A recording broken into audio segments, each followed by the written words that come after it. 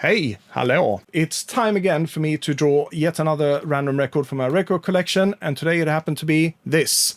This is a CD compilation from 1990 with Ralf Lundsten and Leo Nilsson called Electronic Music. Ralf Lundsten is probably the most well-known name of this duo. He went on to do a lot of electronic music throughout his lifetime. Eventually, he went into the area of what we would call new age music today, music to meditate to and so forth and so on. He did all of this from his Andromeda studio. This is also where he lived, in a fantastic pink dreamlike castle. Unfortunately, he left this earth in 2023.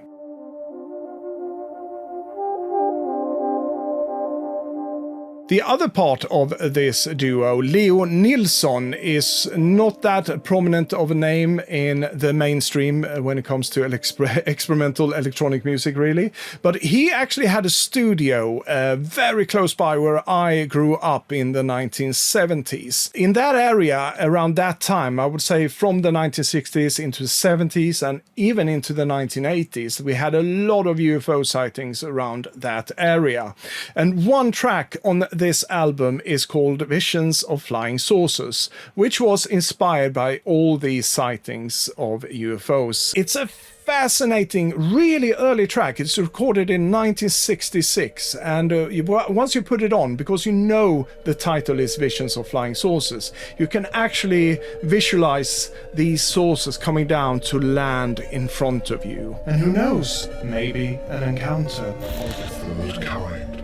It's a fascinating piece of music that I've always been so intrigued by because I heard of all these UFO sightings growing up. And there's a lot of other really great tracks on this one, ranging from 1966 to 1968, and mostly done on instruments or equipment that they built themselves. If you're into this kind of experimental electronic music, I highly recommend that you check this one out if you haven't already. Ralf Lundsten, Leo Nilsson, Electronic Music.